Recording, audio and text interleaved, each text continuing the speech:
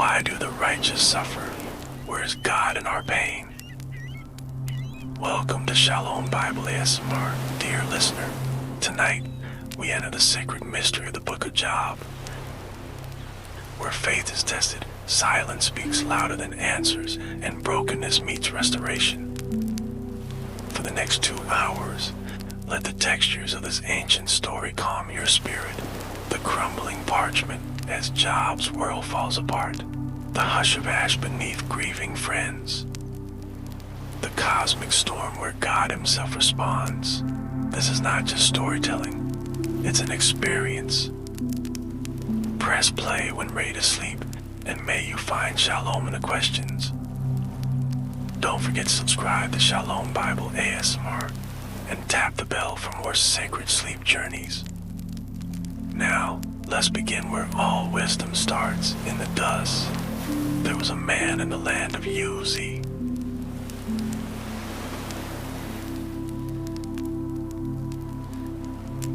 The Book of Job, Chapter 1, the Prologue, a life unraveled in the quiet, forgotten land of Uz.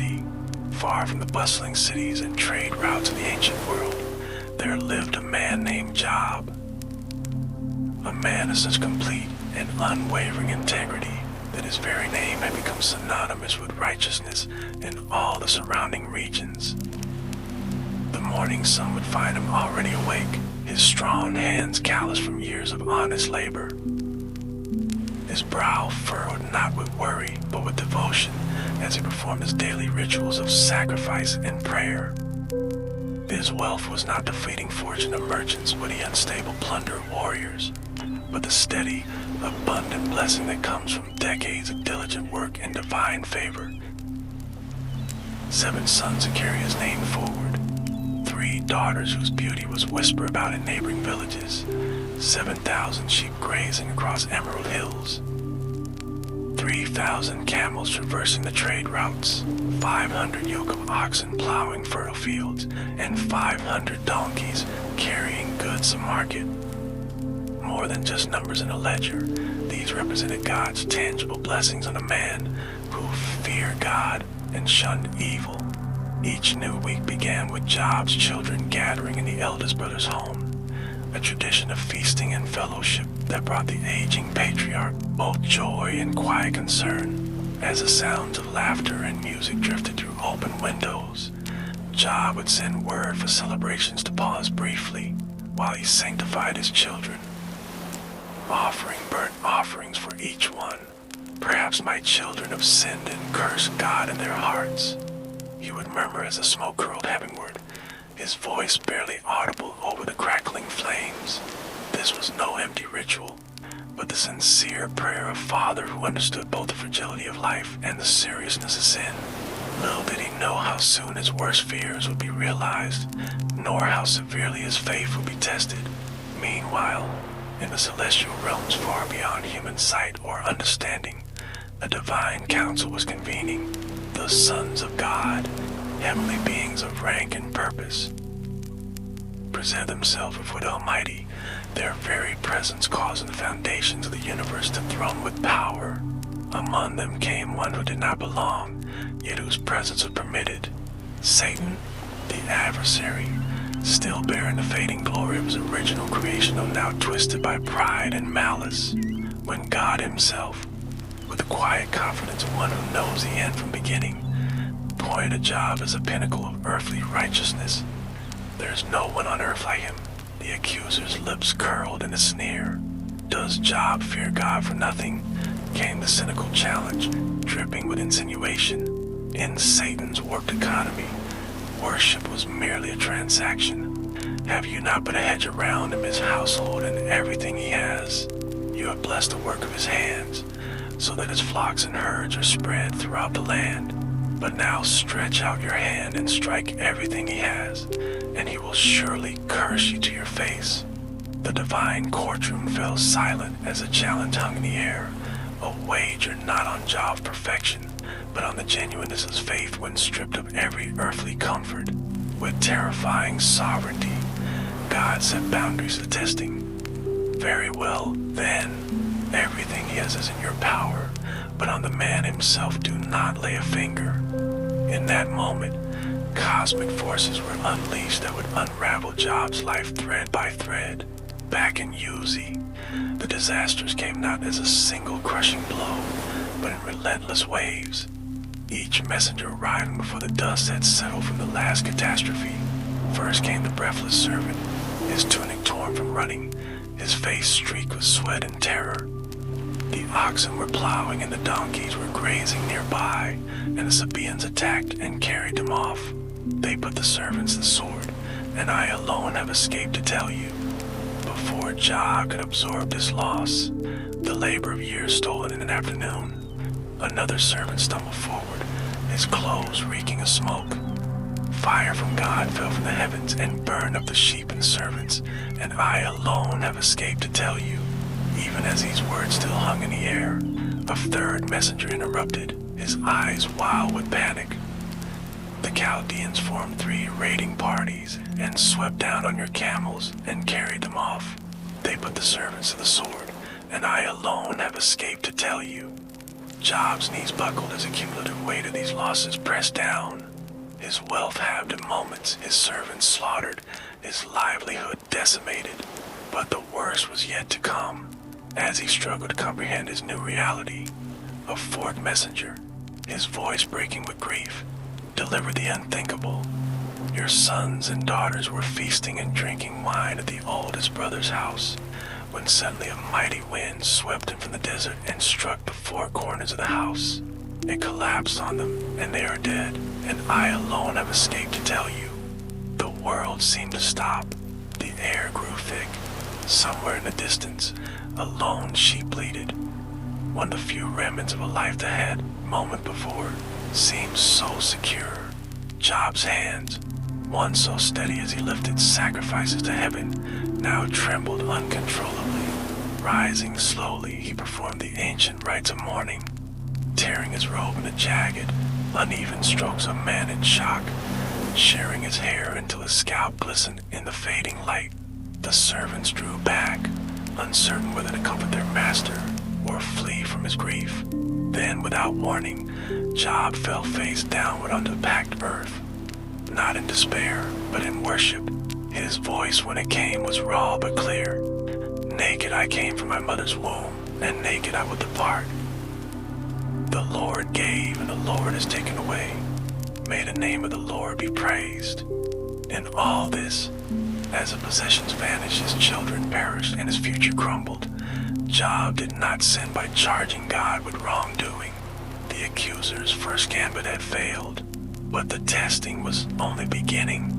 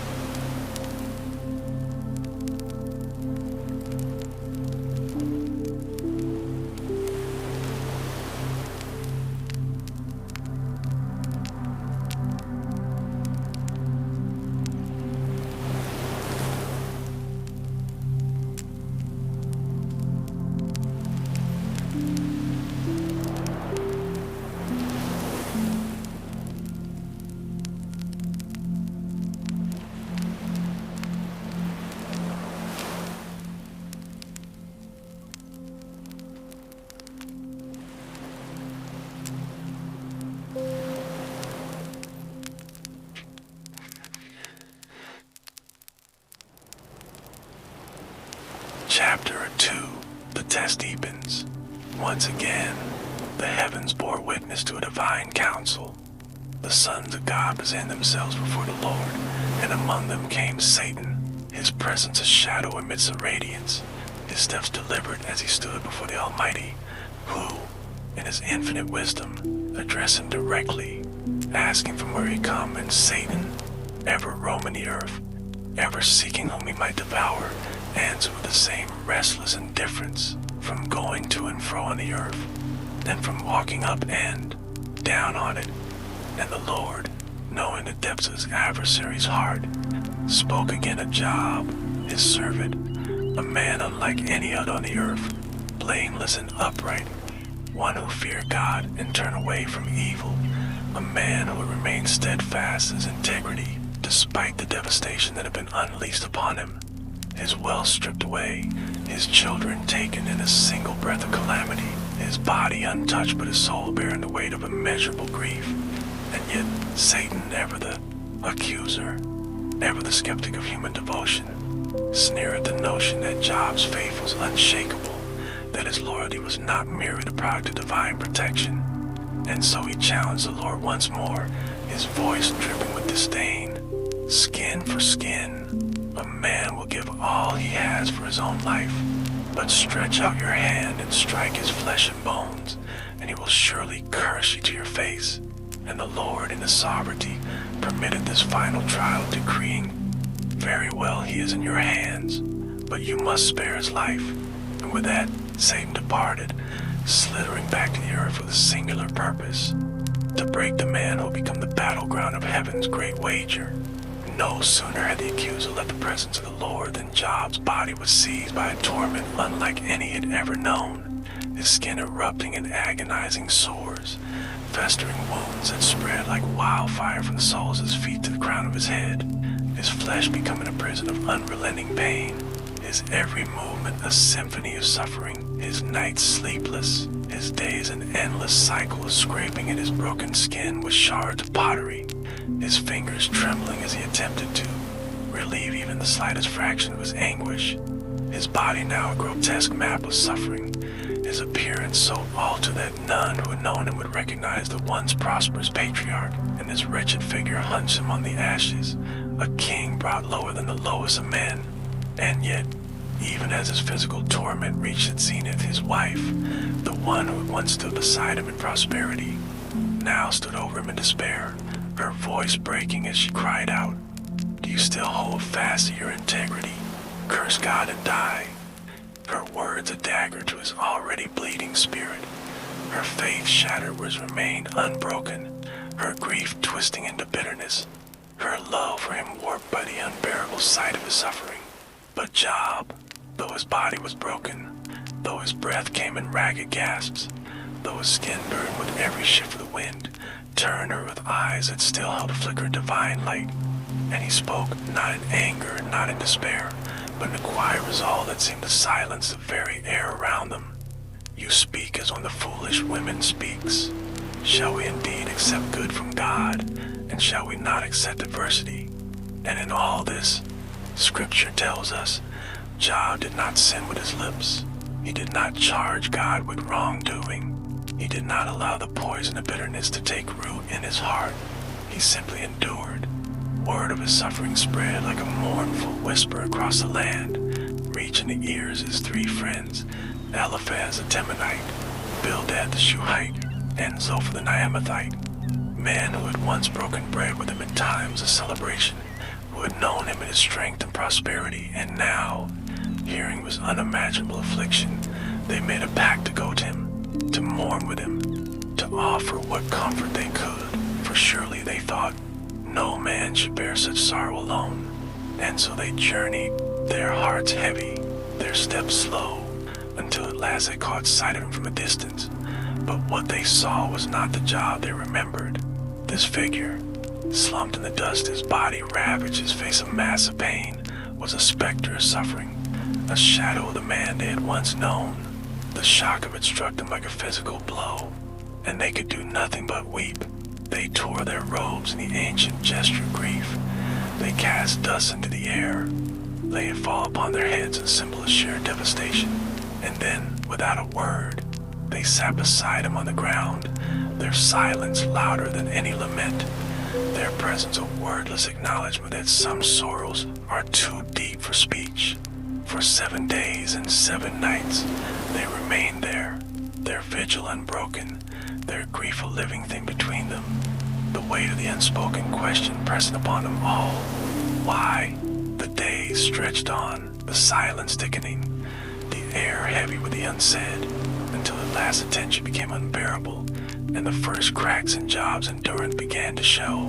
His breath, once steady even in pain, now came in shuddering gasps. His hands, once methodical in their scraping, now trembled uncontrollably. His lips, once sealed against complaint, now parted in a cry that seemed to rise from the very depths of a soul. And when at last he spoke, his voice was not the measured tone of a righteous man, but the raw, broken rasp of one who could bear no more. Why? He gasped, the word tearing from him like a wound reopening. Why was I not stillborn? Why did the knees receive me, or the breast that I should nurse? His words were a flood now, a torrent of anguish that could no longer be contained. For now I would be lying in peace, asleep in the dust, would a wicked cease from turmoil, would a weary heart rest. His friends stir at this, their eyes meeting in silent alarm, for this was not the job they knew. This was a man unraveling, and yet, even in his despair, even as his words spiraled into darkness, there was something beneath them. Not defiance, not rebellion, but a terrible, aching honesty. He was not cursing God. He was not renouncing his faith. He was simply giving voice to the agony that had been festering inside him, the unanswered questions, the unrelenting pain. He was, in his own broken way, still holding on. The test had deepened, the stakes had risen, and heaven itself watched, waiting to see if the man in the ashes would bend, or his faith would prove unbreakable.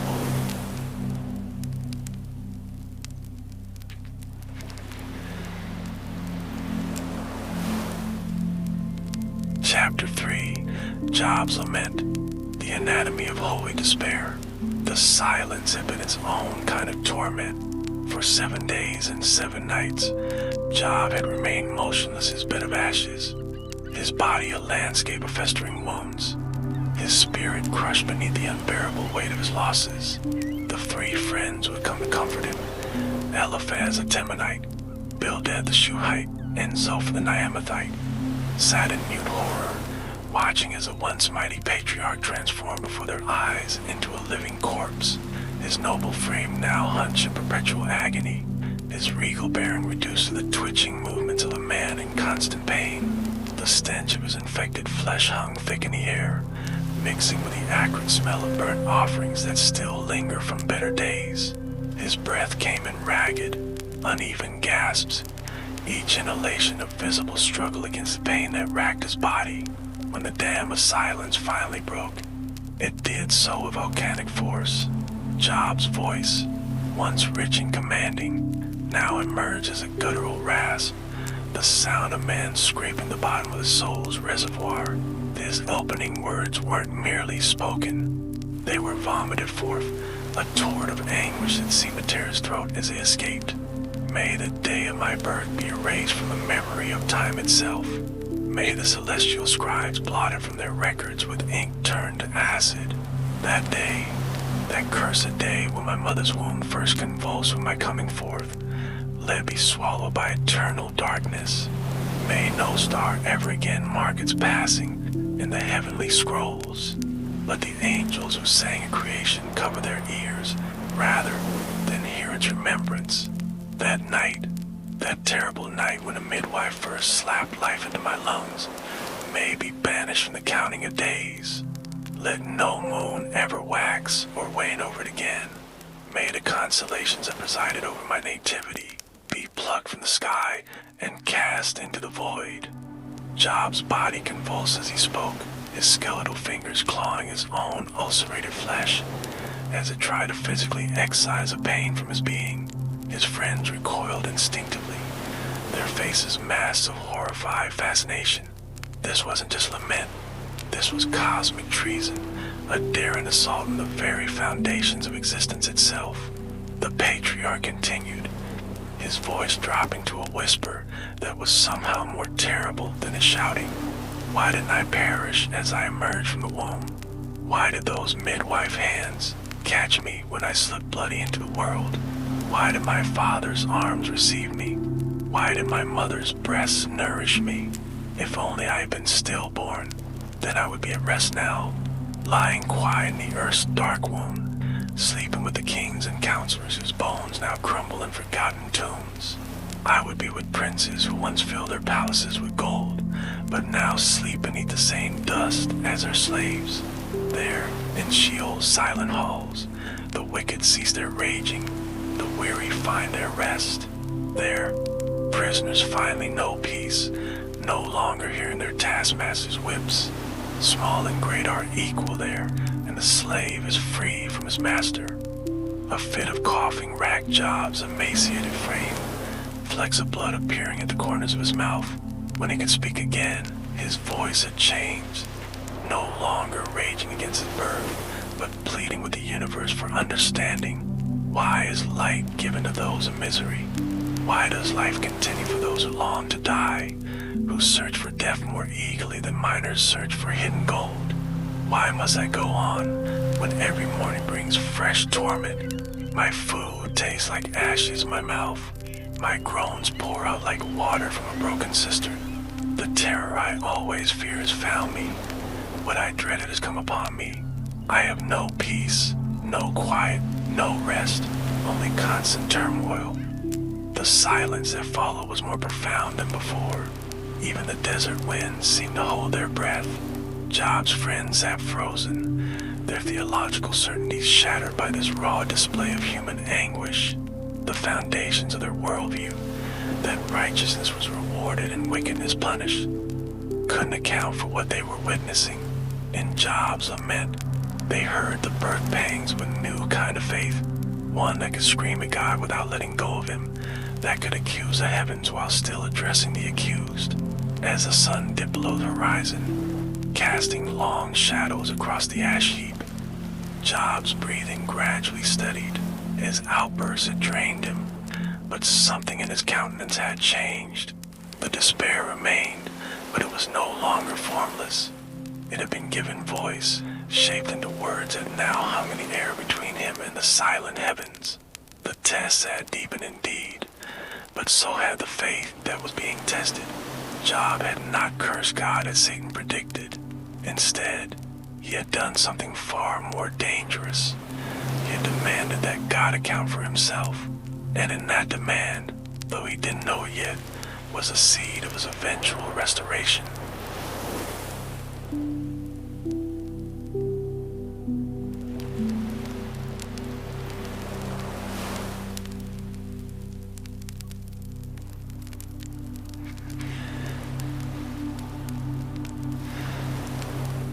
Chapters 4 to 31. The Great Debate, a storm of souls in collision. The silence that had settled over the ash heap after Job's lament was not peaceful, but electric. A taut wire vibrating with unspoken accusations. Eliphaz, the Temanite, wisest and most diplomatic of the three friends, finally broke it with words that felt like carefully placed stones across a river, each one meant to carry them towards solid theological ground. His voice carried away the years and the quiet confidence of a man who had counseled many through lesser sorrows. If one attempt a word with you, will you become weary? He began, his measured tones belying attention in his clenched jaw. Yet who can withhold himself from speaking? His eyes, deep set beneath brows frosted with age, studied Job's ruined form as something between pity and apprehension. Behold, you have instructed many and strengthened weak hands. Your words have upheld him who is stumbling, and you have strengthened feeble knees. A pause, heavy with unspoken irony, but now it comes upon you and you are impatient. It touches you and you are dismayed. Eliphaz leaned forward, his shadow stretching long across the ashes. Is not your fear of God your confidence, and the integrity of your ways your hope? The question hung in the air like incense before an altar, fragrant, but stinging to wounded eyes. Then came the vision. Eliphaz's voice dropped to a whisper as he recounted terror that visited him in the night watches. when deep sleep falls on men, when slumbering minds open to revelations that waking souls might fear. A spirit glided past my face, the hair of my flesh stood up. His fingers unconsciously rose to touch his own arm, remembering the creeping dread. It stood still, but I could not discern its appearance. A form was before my eyes. There was silence. Then I heard a voice. The divine message he delivered was merciless in its logic. Can mortal man be righteous before God? Can a man be pure before his maker? Eliphaz's eyes burned with the certainty of his revelation. Behold, he puts no trust in his holy ones, and the heavens are not pure in his sight. How much less one who is abominable and corrupt, a man who drinks injustice like water. Job's response was volcanic. Where Eliphaz had spoken with measured cadence, Job's words erupted in jagged bursts, his breath coming in ragged gasps between phrases. Oh, that my grief were fully weighed, he cried, his skeletal hands clawing at his chest, and my calamity lay within the balances, for then it would be heavier than the sand of the sea. Therefore my words have been rash. A bitter laugh escaped his cracked lips, for the arrows of the Almighty are within me. My spirit drinks their poison.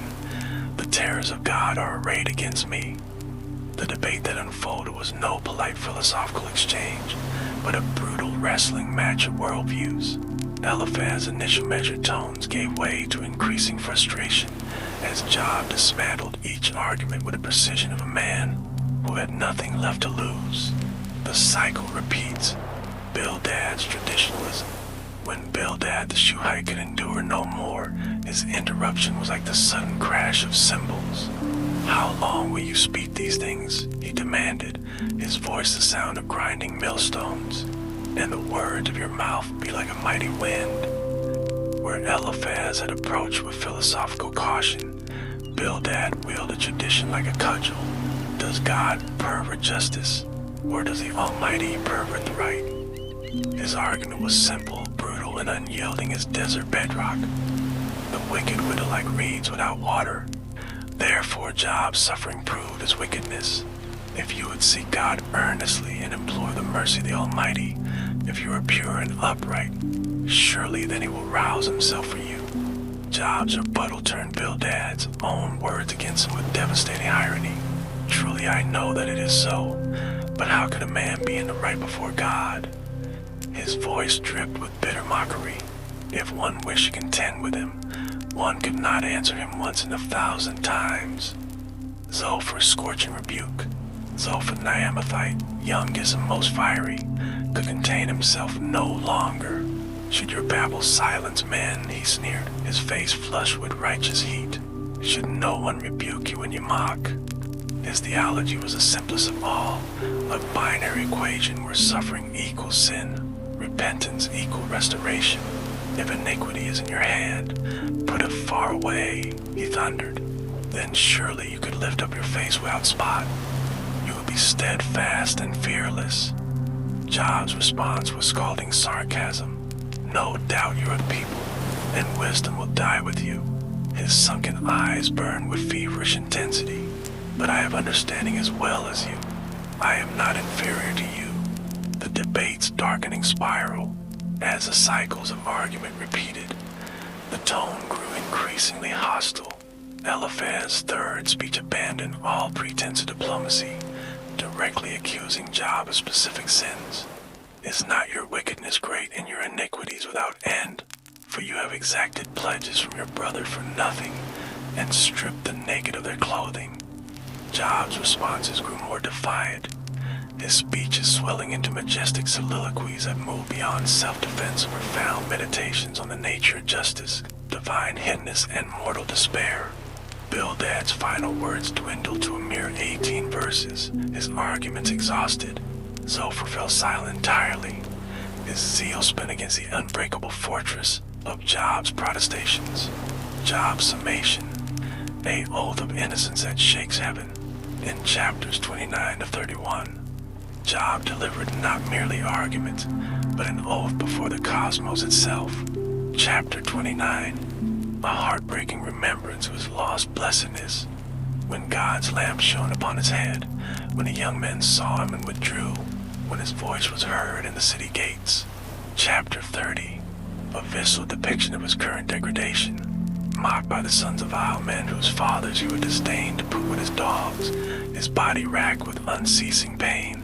Chapter 31, the climax, a comprehensive oath of innocence covering every conceivable sin, each denial punctuated with self-curses. If I have walked with falsehood, let me be weighed in a just balance. If my heart has been enticed by a woman, let my wife grind for another. If I have despised the cause of my servant, what then shall I do when God rises up? If I have rejoiced in my enemy's ruin, then let my arm fall from its socket. The final challenge rang out like a trumpet blast. Oh, that I had one to hear me. Here is my signature. Let the Almighty answer me. And with that, the debate ended.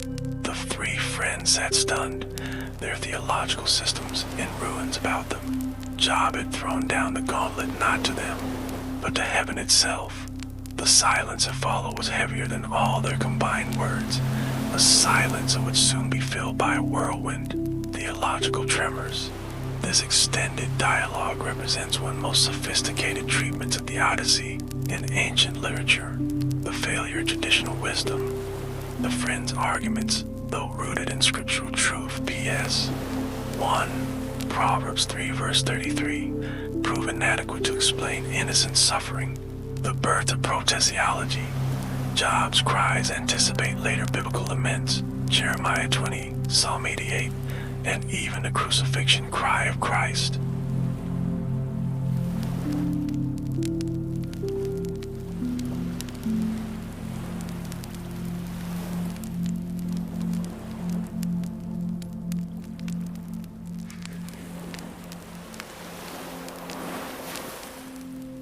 The unraveling of retributive justice. The debate exposes the insufficiency of unequal suffering equations, preparing for God's revelation of his sovereign purposes. The courage of faith. Job's refusal to either curse God or accept false comfort models of faith that wrestles honestly with the Almighty.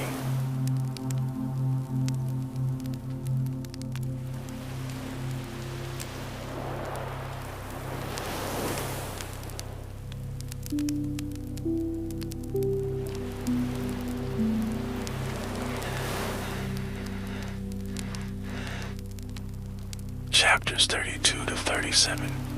Elihu's intervention. The fiery bridge between human debate and divine thunder.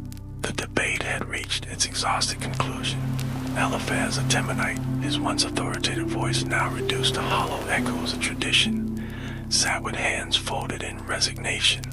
Bildad the Shuhite, whose arguments had grown increasingly fragmented under Job's relentless counterpoints, stared blankly at the ground. Zophar the Naamathite, the most vehement of Job's accusers, found himself unusually silent, his zeal for retributive justice finally spent against the immovable rock of Job's suffering. The air hung heavy with the unspoken realization that human wisdom had failed, that no system of moral accounting could explain why a righteous man sat covered in boils, bereft of children, scraping his flesh with pottery shards. Into this theological vacuum stepped Elihu, son of Barachel the Buzite, a name meaning he is my God, whose pen of fury now erupted like geyser breaking through desert crust. He had waded through 29 chapters of circular debate, his youthful frame trembling with increasing agitation at what he perceived as both Job's arrogance and the friend's inadequate defense of divine justice. Now, as the older man fell silent, his restraint shattered. The outburst of suppressed wisdom. Job 32.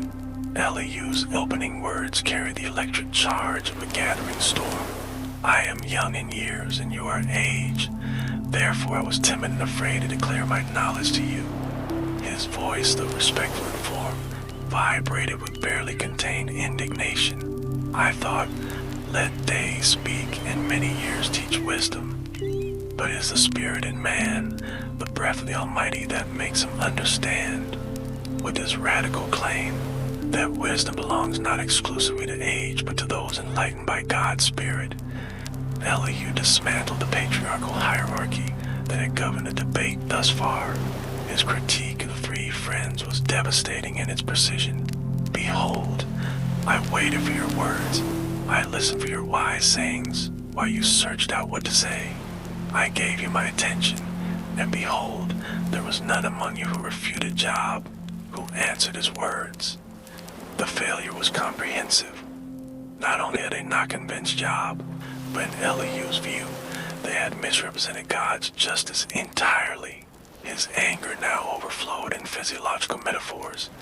I am full of words. The spirit within me constrains me. Behold, my belly is like wine without vent, like new wineskins ready to burst. First discourse. Suffering is divine dialogue, Job 33. Turning to Job with unsettling intensity. Elihu delivered a theological insight unprecedented in the friend's speeches. Behold, I am toward God as you are. I too was pinched out from clay. There's egalitarian opening, acknowledging their shared creatureliness before Creator, established a crucial distinction from a friend's condescension. Then came his revolutionary proposition. God speaks in one way, and in two, though man does not perceive it. Elihu cataloged the multifold ways God communicates through suffering, through dreams, 33:15-18.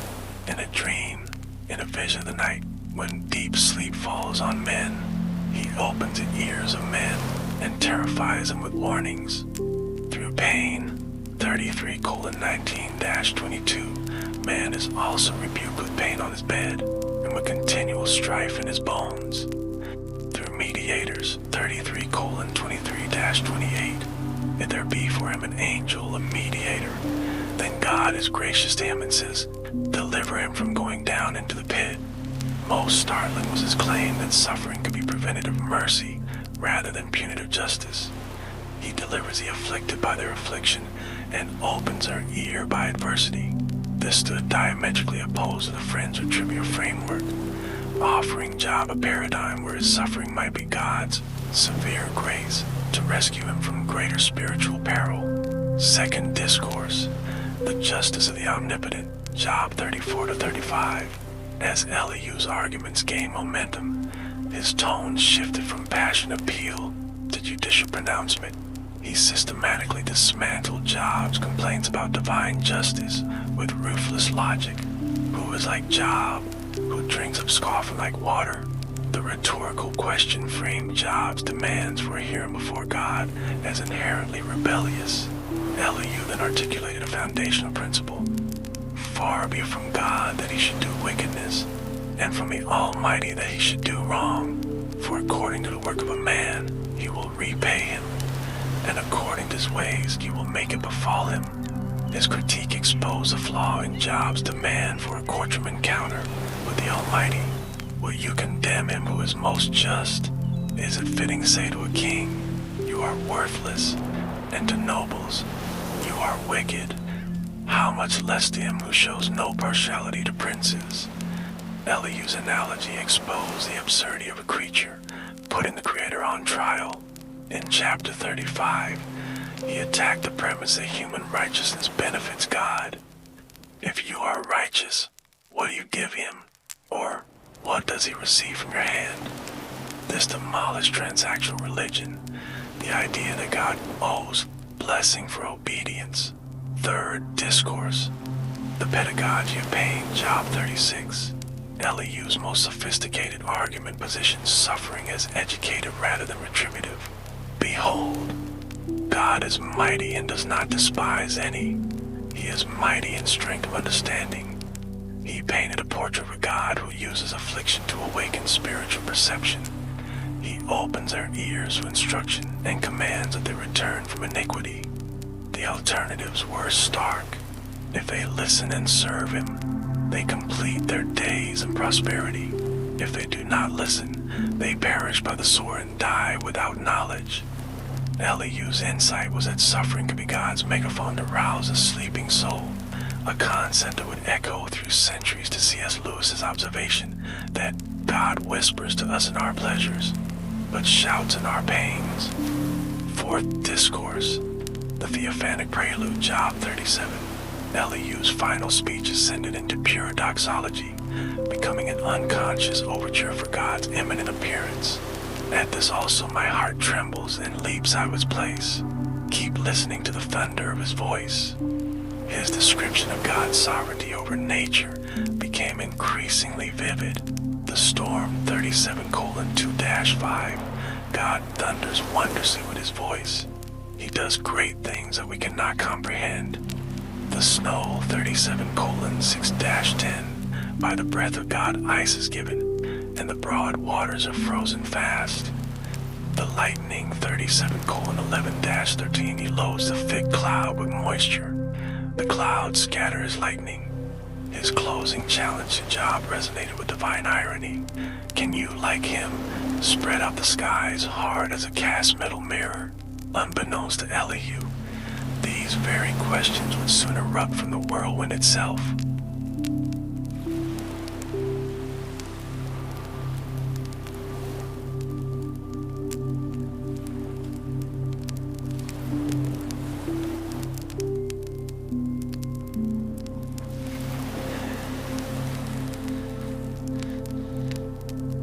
Theological significance and unresolved tensions. Elihu's intervention represents a quantum leap beyond a friend's theology, beyond retribution. He alone suggests suffering may be corrective rather than punitive, divine transcendence. His emphasis on God's unfathomable wisdom, 36:26, anticipates God's "where were you" speeches, prophetic role. Some scholars note linguistic parallels between Elihu's speeches and later prophetic literature, suggesting he may model the true mediator Job longed for. Yet tellingly, God will later rebuke Eliphaz and his two friends, 42:7, but remains silent about Elihu, leaving interpreters divided over whether his speech was approved or merely tolerated as a prelude to the divine voice. As Elihu's final words fade, therefore men fear him. He does not regard anywhere wise in their own conceit. The atmospheric pressure shifts. The wind stirs unexpectedly. A distant rumble, at first mistaken for more thunderous rhetoric, grows unmistakably divine. The whirlwind approaches, and the true answerer stands at the door.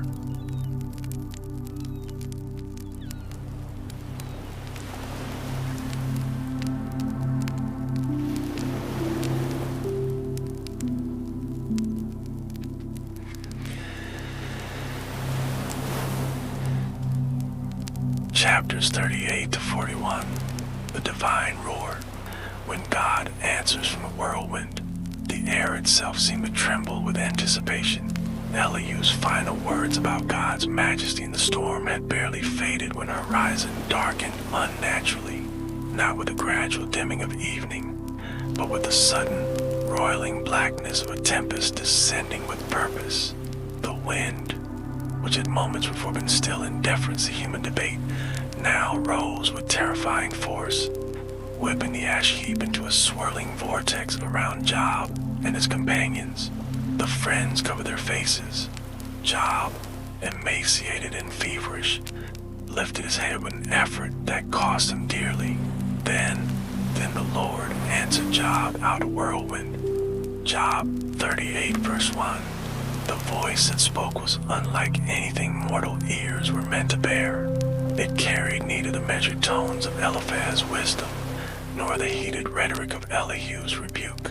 This was a sound that had carved canyons of creation, the vibration that had set the foundations of the world. When it spoke, the earth itself seemed to resonate in harmonic response. The first divine speech, "Where were you?" Job 38-39. God's opening salvo was neither comfort nor condemnation, but a cataclysmic interrogation that shattered every anthropocentric assumption. Who is this that darkens counsel by words without knowledge? The question hung in the charged air like lightning frozen mid-strike. Before Job could for a response, had he lungs enough to speak before such glory, the voice continued. not with answers, but with questions no mortal can fathom. The architecture of creation. 38:4-7. Where were you when I laid the foundation of the earth? Tell me, if you have understanding, who determined its measurements? Surely you know, or who stretched the line upon it, on what were its bases sunk, or who laid its cornerstone, when the morning stars sang together and all the sons of God shouted for joy. The poetry was devastating. Job had demanded an accounting from God. Now God asked Job to explain the blueprint of reality itself. The imagery of celestial beings singing a creation contrasted cruelly with Job's ash-covered silence. The taming of chaos. 38:8-11. Or who shut in the sea with doors when it burst out from the womb, when I made clouds its garment and thick darkness its swaddling band, and prescribed limits for it. Here was the coup de grace to Job's complaints about injustice. Before showing Job his place in the cosmos, God first demonstrated his mastery over Leviathan's domain, the primordial sea that symbolized chaos. If God could set boundaries to the raging deep, could he not also govern Job's suffering? The mysteries of meteorology. 38:22-30. Have you entered the storehouses of the snow, or have you seen the storehouses of the hail? Can you lift up your voice to the clouds, that a flood of waters may cover you? The sarcasm was withering. Job had presumed to understand divine justice. Could he even comprehend the water cycle, the wild kingdom? 38:39-39:30. For 12 straight verses, God bombarded Job with zoological impossibilities. The lion's hunting habits. Do you hunt the prey for the lion? The wild donkey's freedom. Who has let the wild donkey go free? The ostrich's foolishness. She leave her eggs of the earth, for God has made her forget wisdom. The warhorse's terror. He paws in the valley and exults in his strength. He goes out to meet the weapons. The eagle's aerodynamics. Is it at your command that the eagle mounts up and makes his nest on high? Each example underscored the same truth. Job's understanding of governance was laughably incomplete. If he couldn't explain why God allowed ostriches to abandon their eggs, how could he fathom the calculus behind human suffering? The challenge. Gird up your loins like a man. Job 40 verses 1-14. A pause. The wind stilled momentarily as God delivered the crushing invitation. Shall fault finder contend with the Almighty? He who argues with God, let him answer it. Job, who had spent 37 chapters demanding an audience, now found his voice strangled in his throat. His response was the barest whisper. Behold, I am of small account. What shall I answer you? I lay my hand on my mouth. 40:4. But God wasn't finished. The second wave of questions came even harder. Dress for action like a man. I will question you, and you make it known to me. Will you even put me in the wrong? Will you condemn me that you may be in the right? The courtroom metaphor Job had so often invoked was now turned against him with crushing irony. The second divine speech. Behold Behemoth and Leviathan. Job 40:15-41:34. Then came the climax. Two creatures embodying the untamable chaos that God alone governed. Behemoth 40:15-24. Behold, Behemoth, which I made as I made you. His bones are tubes of bronze, his limbs like bars of iron. Scholars debate whether this was a hippopotamus, a mythical beast, or a symbolic representation of primordial strength. The message was clear. Even the mightiest earthly powers, God's pet. Leviathan 41:1-34. The description escalated into apocalyptic grandeur. Can you draw Leviathan with a fishhook? Lay your hands on him. Remember the battle. You will not do it again. This was no ordinary crocodile. Leviathan's scales were shut up tightly as with a seal. Each one is so close to the next that no air can come between them. His sneeze is flashlight.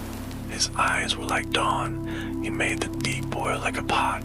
Most devastatingly, on earth there is not as like a creature without fear.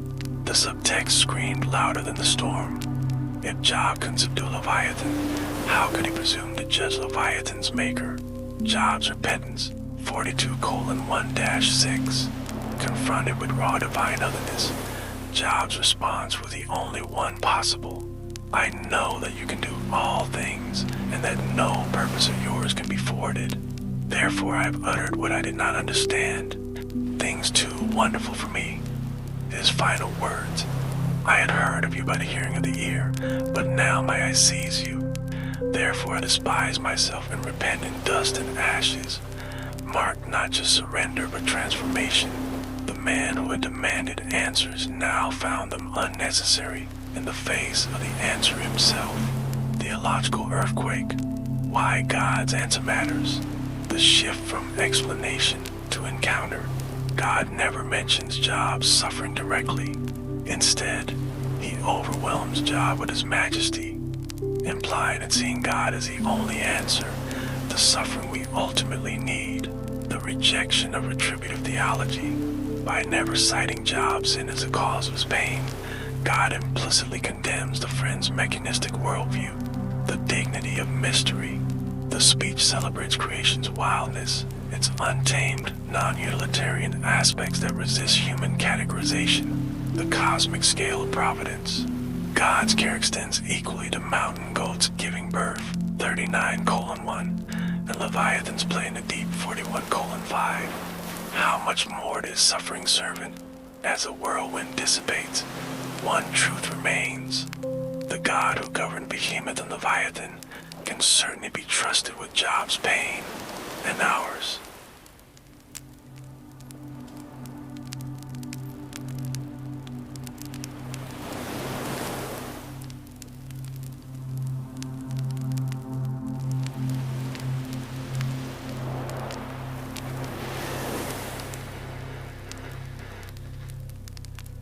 Chapter 42, Epilogue, the restoration of all things. The whirlwind's roar had faded into silence. The divine interrogation, once thunderous, now absent, left behind a hollowed stillness as the creation self held its breath. The friends sat frozen, their mouths dry, their arguments turned to dust. Their neatly constructed theologies, once so confidently wielded like swords against Job's suffering, now lay in ruins, shattered by the voice that had spoken from the tempest. Job remained face down in the ashes, his body still a map of scars, his lungs still drawing the same air of grief. Yet something within him had been unsealed. A man who had demanded answers now needed none.